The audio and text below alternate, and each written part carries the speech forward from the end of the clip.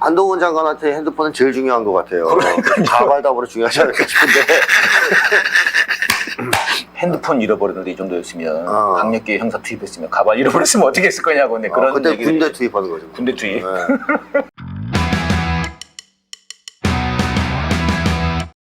야, 한동훈 얘기를 좀 해봐야 되겠습니다. 아, 한동훈이 네. 그 6.25 전쟁 기념식을 갔습니다.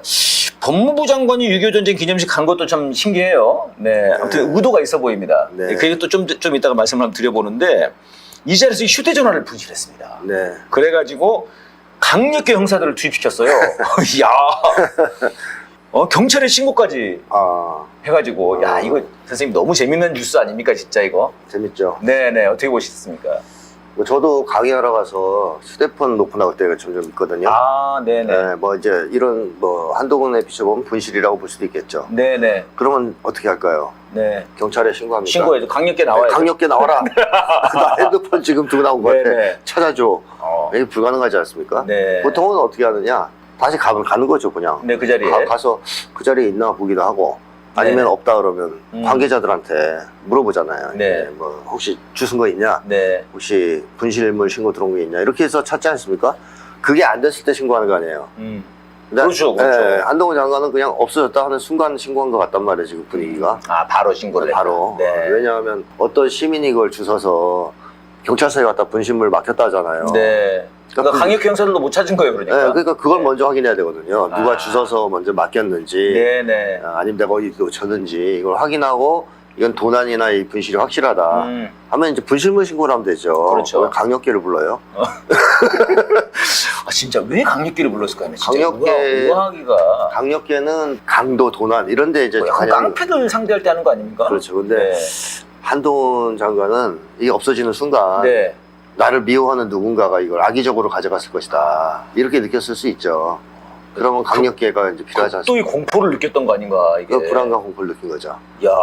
자, 그 얘기는 뭐냐? 핸드폰에 뭐가 있다는 얘기입니다. 뭐가 있는 거죠? 뭐 카톡이 있을 수도 있겠고, 네. 이상한 대화가 있을 이상한 수도 있겠고, 대화들이. 뭐가 있을지 모르죠. 네. 근데 아이폰 비번 못 푼 거는 사실 검찰이 안 푼 거죠. 야. 못 푼 거 아니죠. 네. 풀 수 있어요.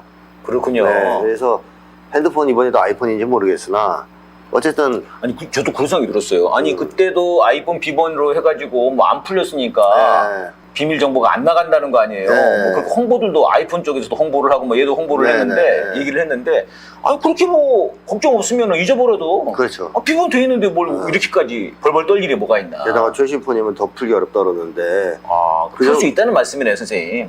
시간이 걸리지 풀 그러니까. 수는 있다 그럽니다. 그러니까 겁이 질렸겠죠. 네, 그래서 검찰이 안 푼 거죠. 그렇게 본다면 어쨌든 내 폰을 혹시 CIA가 가져간 거 아니야? 뭐 CIA는 그냥 볼 수 있을 텐데. 풀겠죠. 네네. 그러니까 이제 어쨌든 그런 두려움이 있으니까 뭔가 강력계 형사를 불리는 과잉 반응을 했다. 이렇게 이제 봐야 될 것 같아요. 심리적으로 뭐가 들어있을 거라고 생각하십니까? 우선 뭐 카톡 같은 거 있잖아요. 아니, 김건희랑 뭐 한참 카톡 많이 주고받았지 않습니까? 그다음에 윤석열 대통령으로부터 지령들 아, 뭐 여러 가지 너 이거 네. 해라 저거 해라 네네. 이제 그런 거 자기가 보낸 또 문자들 예. 이런 것들만 드러나도 상당히 위험하지 않을까요? 뭐 사진은 안 찍을 수 있겠지만 네네.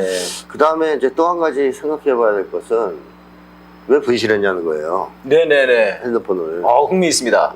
이 중요한 물건이잖아요. 핸드폰은. 예예. 이 핸드폰을 중요한 물건을 분실할 때는 뭔가 이유가 있다 아하. 라고 보는 게 사실 타당하거든요. 네. 그래서 저는 예전부터 누군가가 중요한 물건을 분실했다 그러면 어허.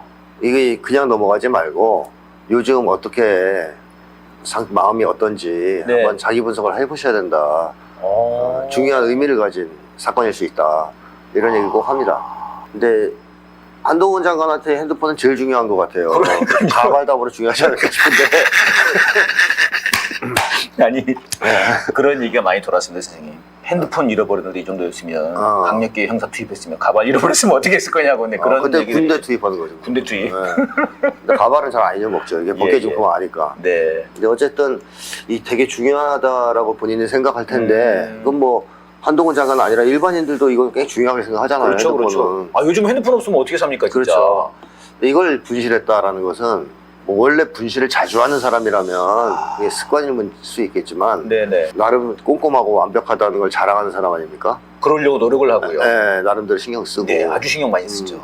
그런 사람이 뭔가 분실했다면 요즘에 심리 상태가 상태가 불안정하다는 걸 보여주는 거예요. 아하. 그러니까 뭔가 본인도 걱정이 많이 되는 거죠. 이것저것. 그러다 보니까 이런 분실 사건도 터졌지 않을까 하는 추론이 가능한데요. 그 한동훈 장관이 그동안 정말 윤석열 대통령을 위해서 충성을 바쳐왔죠. 그렇죠. 시킨 거 다 하고. 네네. 해낸 건 없습니다.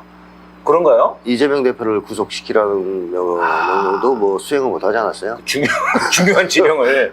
했는데 뭐 털어도 안 나오니까 지금 흐지부지 되는 중이고. 뭐 제대로 되는 게 별로 없어요. 크게 업적이라는 그러네요. 송영길 대표에 대해서도 막 뭐 했는데 변증만 올리고 변증만 올렸는데 가가지고 야 그럼 한번 해봐라. 나 수사 한번 해봐라. 그 뭐 하지도 못하고. 성과가 없죠. 아 그러네요. 그다음에 뭐 괜히 뭐 법에다 걸어가지고 올린 건 다 기각되고. 뭐 그러다 보니까 분란은 많이 일으켰는데 여기저기서 눈에 띄는 성과가 별로 없거든요. 그래서 일각에서는 윤 대통령한테 좀 혼나고 있다는 얘기가 있어요. 아유 불쌍해라. 그러면 이제 까이고. 한동훈 입장에서 하늘이 무너지는 상황 아니에요? 그러네요. 거기에다가 한동훈을 다음 유력 대권 주자로 보는 여권 내 경쟁자들도 있을 거 아닙니까? 그 사람들은 막 흔들려고 그럴 거고. 그런 여러 가지 이제 상황 속에서 한동훈이 몹시 불안한 거죠. 불안정. 그래서 핸드폰도 잊어버리고 잊어버렸다가 그것도 그냥 여유 있게 대응하지 못하고 깜놀해가지고 경찰 부르고. 강력계 형사 이거는 우리 국민들이 정말 다들 정말 강력한 충격을 줬습니다. 또하죠. 그래서 이런 행동을 통해서 또 한 번 더 찍혔겠죠. 또 찍힌다. 윤석열 볼 때 저 핸드폰 어차피 분실물 센터 가면 찾는 건데 왜 전화리를 쳐가지고 말법에 올라. 이게 이제 윤석열 대통령이나 반대자들한테 또 빌미를 준 거예요. 그런 이제 불안감들이. 그러니까 이제 불안하니까 계속 실수하고 또 사고치고 이런 패턴이 시작되는 거 아니냐는 생각도. 실수와 사고침. 그러네요. 이게 같이 있는 거네요. 그러니까 지금 그 총선을 앞두고 지금 윤석열이 지금 자신의 주변에 있는 그 검찰들을 지금 다 검사들 지금 다 내보내려고 한다고 하더라고요. 그거 관련해서 이제 김기현 국힘당 대표는 뭐 다 그렇게 안 나가요. 뭐 총선 뭐 출마 다 그런 식으로 검찰식으로 안 나간다고 그랬는데 이제 다들 너한테는 권한이 없어요. 그렇죠. 그러고 하고 있는데 이게 독재자들의 특징 아닙니까? 이인자들을 경쟁시키는 거. 그렇기도 하죠. 경쟁시켜서 임자, 자네가 한번 해봐. 뭐 이런 식으로 이런 불안감들이. 어쨌든 요즘에 마음이 안 좋은 것 같아요. 그러네요. 이런 실수한 거 보고. 그러니까 저희들은 잃어버린 다음에 왜 이렇게 호들갑을 떨었냐. 너무 호들갑이다. 이거에 좀 생각을 했었는데 선생님 말씀이 잃어버린 것 자체도 그렇죠. 이 사람의 심리를 반영하는 거다. 그런 맞습니다. 거네요. 맞습니다. 그렇군요. 저는 좀 여기서 좀 눈여겨봤던 것 중에 하나는 이 자리에서 한 참전 용사가 쪽지를 줬답니다. 한마디로 이제 뭐 고맙습니다. 저희를 날 잘 챙겨주셔서 이런 거예요. 이만한 쪽지예요. 그래서 그걸 받아서 자기 방에 걸어놨다. 방에다 걸어놨다고요? 자기 방에다 걸어놨다고. 액자로 해서 걸어놨다나 뭐 어쩌나. 이걸 이제 기사를 했습니다. 이제 미담으로 기사화를 시킨 거죠. 이건 마치 이제 6.25 파리를 하는 거죠. 지금 말하자면은 방공파리를 하면서 자신을 좀 이렇게 뭔가 좀 대통령급으로 차기로 좀 뭔가 가고 싶은 아주 의도된 거였던 것 같아요. 보니까 같은 날이었더라고요. 이날. 그거 받느라 흘렸나? 그거 받다가 이거 쪽지 받고 핸드폰 흘렸나? 네, 어쨌든 한동훈 장관이 옛날부터 그런 식으로 많이 했어요. 뭐 대권 주자의 뜻이 있기 전부터. 원래 이렇게 그 전부터도 관심 받고 뭐 이런 걸 중요하게 생각하는 사람이라 여러 가지 그런 치장 쇼를 하죠. 불러놓고. 이거 누가 봐도 딱 쇼인 것 같은데. 그렇죠. 딱 짜여진 쇼고. 뭐 일각에서는 지금 댓글 부대도 좀 동원시키는 것 같다고 그런 얘기가 있습니다. 한동훈 기사에만 좀 뭔가 댓글들이 뭐 관련돼서 붙는다고. 추미애 장관이 이런 말씀을 했습니다. 이거는 지금 경찰을 국민의 생명과 재산을 지키는 하나의 그 집단으로 보는 것이 아니라 완전히 수적으로 보는 것 아니냐. 근데 옛날에 윤석열도 그러지 않습니까? 한참 그 검경 수사권 분리 나올 때 이 경찰이라는 거는 검사한테 엉까야 출세하는 거다. 감히 경찰 니네들이 이렇게 발언을 했습니다. 걔네들이. 그러면서 이제 추미애 장관은 이 정도면은 진짜 경찰청장이 옷 벗어야 되는 거 아니냐. 그렇게까지 얘기를 했거든요. 어떻게 보십니까? 이번 사건을 통해서도 명확하게 드러났지만 경찰은 이미 검찰에 수족이 돼버렸다, 예. 부하가 돼버렸다. 네네. 이걸 이제 알 수 있고, 아하. 사실 검찰공화국이라고 하는 말을 사람들이 하는 이유는 현재 윤석열 일당이 모든 영역을 다 장악했어요. 얘기 들어보면 네네. 뭐 공기업까지 다, 공기업까지 싹 다 자기 사람으로 채워놨다 그런단 말이죠. 사법부 뭐 국회에서 민주당도 뭐 내부에 뭐 어떻게 했는지 모르겠지만 예. 하여튼 뭐 전 영역을 다 먹었다, 아하. 이렇게 보시면 되는 거고, 경찰도 완전히 장악한 거죠. 그런 거죠. 완전히 경찰국장까지 만들어가지고. 완전히 장악한 거죠. 네네. 그래서 그야말로 검찰공화국이 완성됐다는 것을 보여주는 상징적인 사건이다. 이 사건이. 네.